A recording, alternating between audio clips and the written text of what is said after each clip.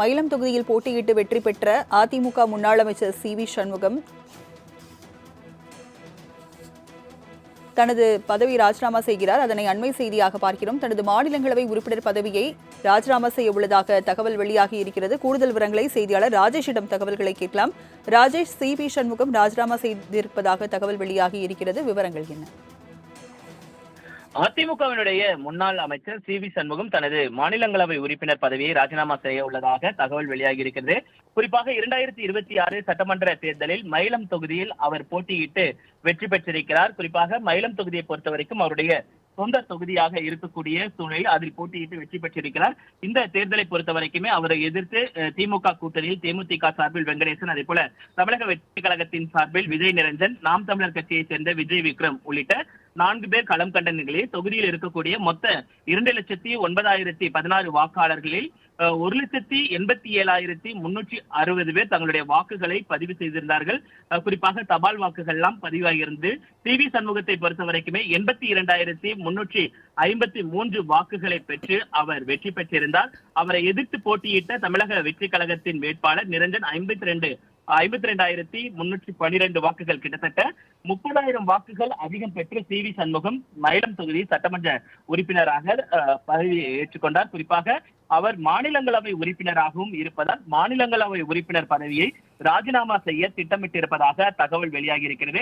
அவர் இந்த ராஜினாமா செய்யக்கூடிய சூழலில் மாநிலங்களவையில் அதிமுகவினுடைய உறுப்பினர்களுடைய எண்ணிக்கை குறைவதற்கான அந்த வாய்ப்புகள் அதிகம் இருப்பதாக பார்க்கப்படுகிறது. குறிப்பாக கடந்த முறை இதே போன்ற ஒரு சூழல் என்பது ஏற்பட்டிருந்தது. கே.பி. முனுசாமி போன்றவர்கள் தங்களுடைய மாநிலங்களவை உறுப்பினர் பதவியை ராஜினாமா செய்து 2021 சட்டமன்ற தேர்தலில் நின்று அதன் பின்பு அந்த மாநிலங்களவை உறுப்பினர் பதவியை ராஜினாமா செய்திருந்தார்கள். அதே பாணியில் தற்பொழுது சி.வி. சண்முகமும் 2026 சட்டமன்ற தேர்தலில் மயிலம் தொகுதியில் போட்டியிட்டு வெற்றி பெற்றிருக்கக்கூடிய சூழ்நிலையில் தனது மாநிலங்களவை உறுப்பினர் பதவியை ராஜினாமா செய்ய உள்ளதாக தகவல் வெளியாகி இருக்கிறது. அவர் அந்த பதவியை ராஜினாமா செய்யக்கூடிய பட்சத்தில் தமிழக வெற்றி கழகம், அதாவது தமிழக வெற்றி கழகம் ஒருவேளை ஆட்சி அமைத்தால் அவர்களுக்கு அந்த மாநிலங்களவை உறுப்பினர் பதவி போவதற்கான வாய்ப்புகள் அதிகம் இருப்பதாகவும் பார்க்கப்படுகிறது. மயிலம் தொகுதியில் போட்டியிட்டு வெற்றி பெற்ற அதிமுக முன்னாள் அமைச்சர் சி.வி. சண்முகம் தனது பதவி ராஜினாமா செய்கிறார். அதனை அண்மை செய்தியாக பார்க்கிறோம். தனது மாநிலங்களவை உறுப்பினர் பதவியை ராஜினாமா செய்ய உள்ளதாக தகவல் வெளியாகி இருக்கிறது. கூடுதல் விவரங்களை செய்தியாளர் ராஜேஷிடம் தகவல்களை கேட்கலாம். ராஜேஷ், சி.வி. சண்முகம் ராஜினாமா செய்திருப்பதாக தகவல் வெளியாகி இருக்கிறது. விவரங்கள் என்ன?